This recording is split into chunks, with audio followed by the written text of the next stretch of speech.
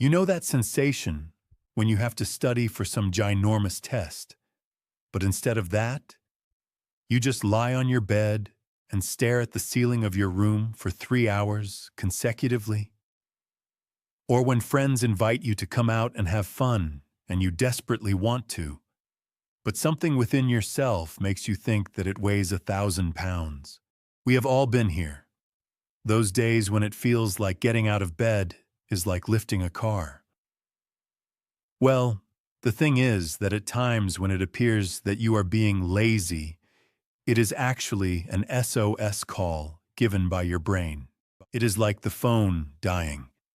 On the outside, it appears that the phone is just being inert, but internally, something is going on that needs fixing. What you may be going through is not laziness at all. It is something called depression. Way, way back when, we mean like ancient Greece, bright folks observed that some people were not merely having lousy days, they were trapped inside some kind of bottomless tunnel of sadness. The Greeks described it as melancholia, which literally translates as black bile, because they believed that sad moods were the result of excess dark fluid inside of you. Crazy, huh? It wasn't until the 1800s that doctors began to realize depression had nothing to do with funky body fluids and everything to do with the chemistry of the brain. Mind-blowing fact number 1. Depression impacts the very brain chemicals that regulate sleep, appetite, and energy. That's why depressed individuals often have no energy and become disinterested in something that once brought them happiness, like foods they once could eat by the handful or activities that once made them whoop it up. Mind-blowing fact number 2. Researchers discovered that our brains constantly forge brand new connections, which means depression is not a life sentence. Literally, the brain can remake itself, given the right kind of assistance. Think of your brain like a phone. When you just don't want to get out of bed, it's like having lots of apps open that you don't need. Sure, you can shut them down, reboot the phone, or plug the phone in to get it back to normal. But depression is more like having a virus that infects the entire system of how your phone works. Everything slows down, apps just quit on their own, and even the simplest things become hard. With everyday laziness, you can typically get yourself pumped up by imagining something fun, like pizza or that hot show everyone just finished. But depression doesn't respond to that either. Nothing that used to get you revved up makes quite the same impression anymore. Here's a wild fact.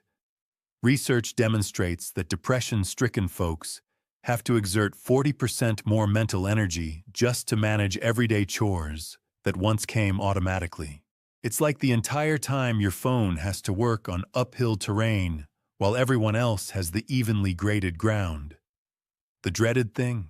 You can no more think yourself out of depression than you can think yourself out of a broken leg. The great thing is that depression is completely treatable, like super treatable. Think of it like training for a sport. You need the right coach, therapist, the right game plan, treatment, and practice. Therapy shows your brain some new moves, like learning combos in a fighting game, but instead of moves, it's how to deal with tough feelings. Now and then, medication comes into play too, balancing those brain chemicals we were just discussing. It's like providing your brain with the proper fuel so it can operate efficiently once again. Here's the great success story of Michael Phelps, who won 23 Olympic gold medals, who has spoken honestly of his depression and how therapy made a difference for him. He went from feeling like he had no hope to being the most decorated Olympian of all time. And he credits taking care of his mental health as much as he does his physical training. Little day-to-day habits can be incredibly potent also.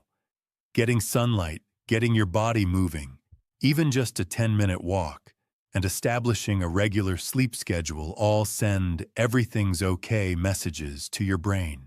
Here's the truth about depression. It is not something that you just get over, but it is totally something that you can learn to cope with and live with greatly. Think of it like needing asthma medication or eyeglasses. It is something that must be managed, but it doesn't constitute who you are, nor does it stop you from doing anything. Most people begin to improve within a few weeks of being treated, though everyone has their own pace. The thing is getting help early, just like it is better to treat a small scrape before it gets infected. Do this today. Place a note on your phone to check in with yourself every day by asking yourself, "How am I really feeling today?" Another mind-blowing fact: that adolescent brain of yours is still developing until you're about 25, which means the healthy coping strategies and lifestyle that you learn today literally decide how your adult brain will perceive and deal with pressure and emotion. Just in case any of that sounds familiar, above all else, you're not weird, and you're not broken, and you're definitely not alone. About 20% of teens will experience depression at some point, which means if you get 25 students together, approximately 5 of them know just how you're feeling right here, right now.